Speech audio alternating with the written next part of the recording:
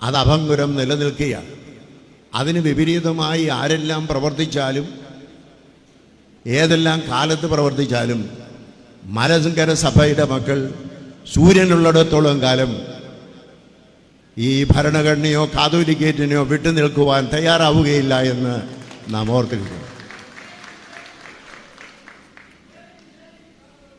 അതിന് ഏതെല്ലാം തരത്തിലുള്ളതായ പ്രതികൂലതകൾ ഉണ്ടായിരുന്നാലും ആ സഭയുടെ സ്വാതന്ത്ര്യത്തിന് മാറി നിന്നുകൊണ്ട് എന്തെങ്കിലും പ്രവർത്തിക്കുവാൻ മലങ്കര സഭയിലെ വൈദികരായിട്ട് അൽമായക്കാരായിട്ട് മേൽപ്പട്ടക്കാരായിട്ട് ഒരു കുഞ്ഞു പോലും തയ്യാറാവുകയില്ല എന്നുള്ളത് ലോകമെല്ലാം അറിഞ്ഞിരിക്കേണ്ടതായ സത്യമാണ്.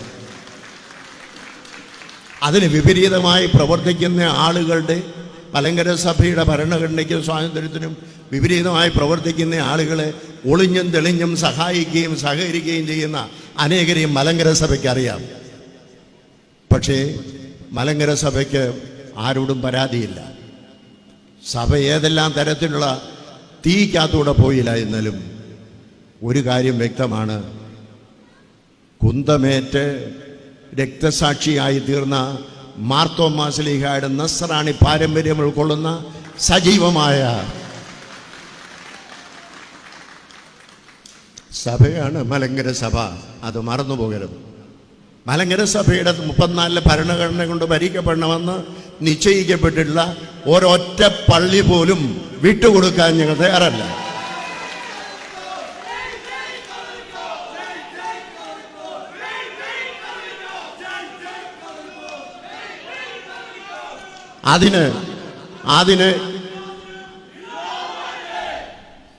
അതിന് ഏതറ്റം വരെയും മരണം വരെയും ഞങ്ങൾ പോരാടുമെന്നുള്ളതിന് യാതൊരു സംശയവും.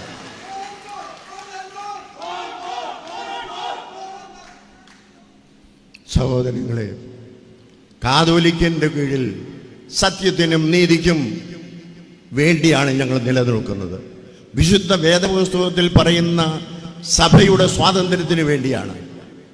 മറ്റേതെങ്കിലും തരത്തിലുള്ള വൈദേശിക മേലധ്യക്ഷത്തിൻ്റെ കീഴിൽ പോകുവാൻ മലങ്കര സഭ ഒരിക്കലും തയ്യാറായിട്ടില്ല. മരിക്കുന്നതുവരെ ഞങ്ങളുടെ സിരകളിൽ രക്തമുള്ളിടത്തോളം കാലം തയ്യാറാവുകയുമില്ല എന്നുള്ളത് മറന്നിരിക്കരുത്. ഓർത്തുകൊള്ളണം, ഈ സഭയുടെ മക്കളായി ജീവിക്കുവാൻ ദൈവം നമുക്ക് തന്നിരിക്കുന്ന ആ സ്വാതന്ത്ര്യം, സന്തോഷം, അഭിമാനം വിറ്റുകളയാതെ ജീവിക്കുവാൻ എനിക്ക് നിങ്ങൾക്കും ഇടയാവട്ടെ എന്ന് ആശംസിച്ചുകൊണ്ട് എൻ്റെ വാക്കുകളെ ചുരുക്കുന്നു. ഈ സമ്മേളനം ഉദ്ഘാടനം ചെയ്യും.